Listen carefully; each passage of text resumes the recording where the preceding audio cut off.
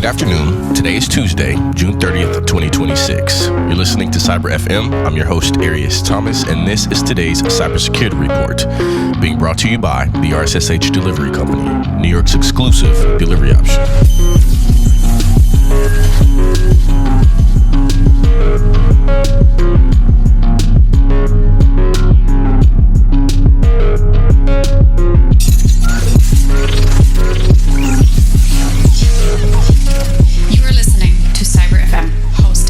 Arias Thomas. Welcome to Cyber FM. I'm your host, Arias Thomas, and I'm glad that you're here. It's Tuesday, June 30th, 2026.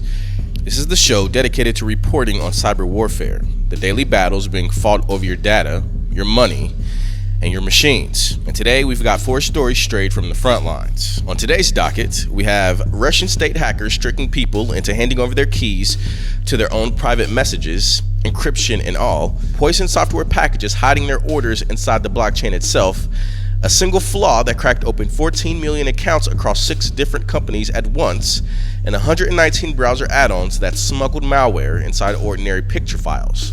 Spies, supply chains, shared backbones, and hidden code. 4 battles, 1 front. Let's begin. Story number 1. The key you hand over. Russian spies come for your signal. We open today on the front line of actual nation-state cyber warfare. The FBI and CISA have put out an urgent update warning. Russian intelligence is running a phishing campaign against users of secure messaging apps like Signal and WhatsApp. And the chilling part is how they're beating the encryption. They're not breaking it. They're getting you to hand them the key. So let me lay out who's behind this. The advisory ties the activity to multiple Russian intelligence services groups, including FSB officers embedded with the FSB border guards and others working for the Russian military, tracked publicly as UNC 5792 and UNC 4221. And the targets tells you that this is espionage, plain and simple. They're after individuals of high intelligence value, current and former U.S. and international government officials, military personnel, political figures, journalists, and officials in Ukraine. The broader campaign was already compromised thousands of accounts worldwide. Now here's the new tactic, and it's diabolical in its simplicity. The attackers pose as signal support. Earlier waves ask for SMS codes or pins, but the updated version walks the target through turning on signal backups and opening their recovery key and pasting it onto the chat. And once they have that key, the attacker can restore the account's backup, read the entire private and group messaging history, and take over the account.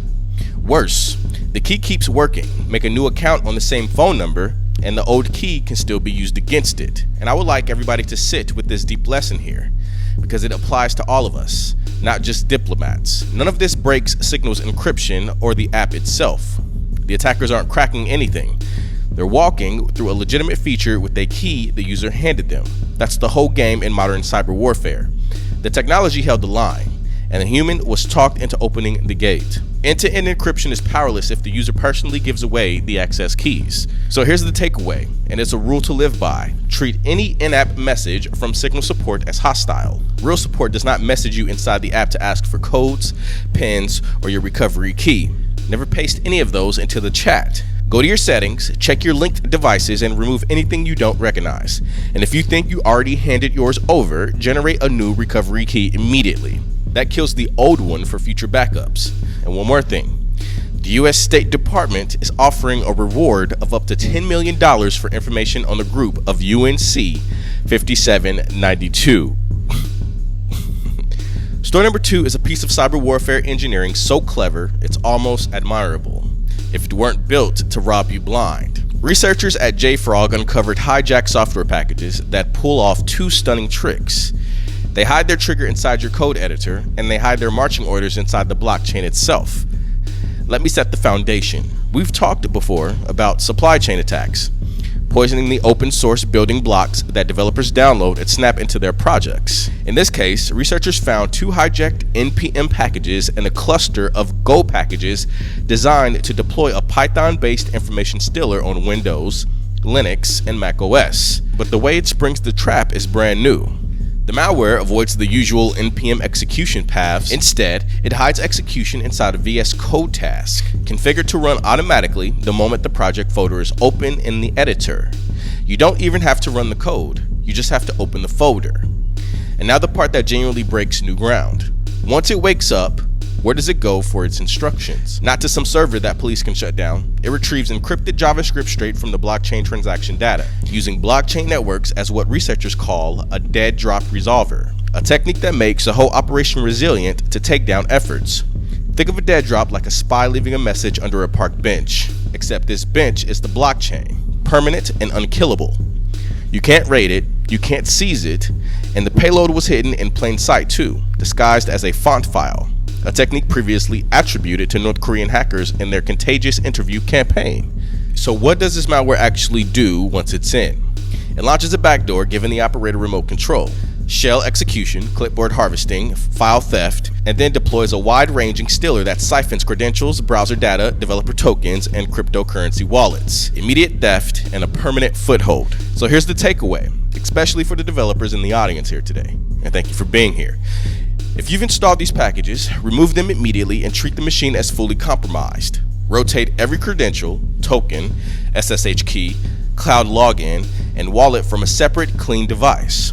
And going forward, manually check the task configuration files in your projects and don't trust tasks that run automatically or point to unknown scripts. And the broader lesson for everyone, the criminals are now using the same unstoppable decentralized technology that powers crypto to make their own command channels bulletproof. The dead drop went digital, and it lives somewhere nobody can reach. Story number 3, and this one is a masterclass in how a single point can detonate across an entire industry. The Japanese telecom giant KDDI suffered a breach, and because of how their systems were built, the blast radius hit 6 different internet providers at once.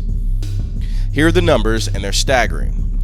KDDI, Kilo, Delta Delta, India, disclosed the breach that may have exposed the email login information for up to 14.2 million customers. And the hackers got in by exploiting a vulnerability in unnamed third-party software that KDDI used on its system. Now here's the architectural detail that turned one breach into 6.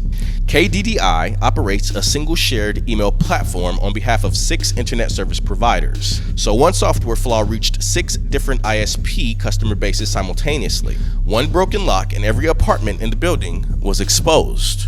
And what walked out the door here was the dangerous part. The exposed data was email addresses and passwords, the exact credentials needed to walk straight into an inbox. KDDI said some passwords were hashed and encrypted, but not disclosed the method of what fraction were in plain text. So security teams should assume the exposed credentials may be usable. And one more sobering wrinkle. The breach includes current, former, and inactive accounts. Even if you've canceled your service years ago, your old credentials may still have been sitting in that database, and that old email may still be the recovery address for other accounts. Now here we are with the question of, why does the inbox matter so much? Well, because email is the skeleton key to your whole digital life. With those credentials, attackers can run credential stuffing against other sites where you reused the password, launch convincing phishing as your provider, and pivot into your banking and cloud accounts through password resets. So here's the takeaway. If you're a customer of any affected provider, reset your email passwords as soon as possible. And if two-factor authentication is available, turn it on for an extra layer of protection. Make that new password unique and stop reusing it anywhere else. And the universal lesson, which we keep coming back to on the show, shared platforms built on third-party code are everywhere, like a digital condo building where one broken lock compromises every unit. This was a smaller scale echo of the SolarWinds supply chain moment. One unpatched flaw in integrated software becomes the skeleton key for millions of accounts. The companies whose names are on the door didn't write the broken code, but you're the one who has to change your password. Story number 4, the malware in the picture frame. 119 poisoned extensions. And our 4th and final story today comes home to the browser you're probably using right now, and it's got a twist worthy of a magic trick. Microsoft just pulled 119 malicious extensions from its Edge add-on store. In a way, campaign researchers named StigoAd. And the way these things hid in their malware is the showstopper. They tucked it inside ordinary picture and font files. Let me explain, because this is genuinely sneaky. Microsoft calls it StigoAd, a mashup of steganography and adware, and it ties all 119 extensions to the single threat actor active since at least 2021. Now, steganography is the trick of hiding a secret message inside something that looks completely innocent. These extensions hid executable code inside PNG, WebG, and font files. So the image renders normally while secretly carrying a payload that a scanner wouldn't treat as dangerous. The malware literally didn't exist as a threat until the extension assembled it at runtime out of what looked like a harmless picture. And here's why they survived for years. These were the kind of extensions people install without a second thought. These can be ad blockers, VPNs, translators, and video downloaders. Each one did its job and earned good reviews. The malicious code stayed dormant until the extension cleared a stack of evasion checks. Combined, the 119 extensions had an installed base of up to 2.6 million users. They worked exactly as advertised, and that's what made them so trusted. Once they did wake up, the damage was real. They stole credentials, which were Google logins, two-factor codes at sign-in, WordPress admin logins, and ran an ad fraud on the side. And there's a sober lesson buried in here about how we judge software. We're always told to check the reviews before installing, but StegoAd shows the weakness of that advice when the software actually works. A malicious extension that genuinely blocks ads collects glowing reviews from users who never see the hidden behavior. Stars are sentiment data, not security assurance. So here's the takeaway, and this one's for everybody listening because we all use a browser of some sort. Open your extensions page and compare your installed add-ons against the list in Microsoft's report. If anything matches or if your browser removed one automatically, treat it as exposed.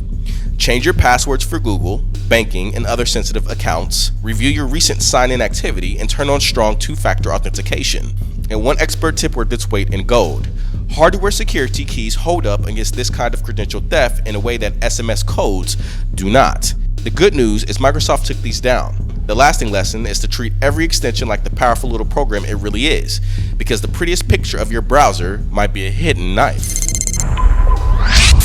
This show is brought to you by the R.S.S.H delivery company, New York's exclusive delivery option. When your package has to get across the city quickly, safely, and in good hands, the R.S.S.H is the name to know. They are New York's exclusive choice and the gold standard in delivery. The R.S.S.H delivery company, New York's exclusive delivery option. And that's our show for this Tuesday, June 30th, 2026. Let's bring the front lines together because today's 4 battles all carry the same hard truth. The enemy is hiding inside the things you trust. Russian spies who don't break encryption, they just convince you to hand over the key. Poison code that hides its orders inside the blockchain somewhere nobody can shut down. A single flaw in shared software that cracked open 14 million accounts across 6 companies at once. And malware smuggled inside ordinary picture files. Writing browser add-ons with 5-star reviews. The thread running through all of it? Trust is the battlefield now. The lock on the door is strong, so they're coming after the person holding the key, the helper you've installed, and the vendor you've never vetted. So this week, never hand over a code or a key, no matter who's asking. Audit your extensions, reset those passwords, and turn on that second factor authentication. In this war, your suspicion is your armor. This has been Cyber F.M. I'm your host, Arias Thomas, and this show was brought to you by the R.S.S.H delivery company, New York's exclusive delivery option. We'll catch you next time. Stay secure.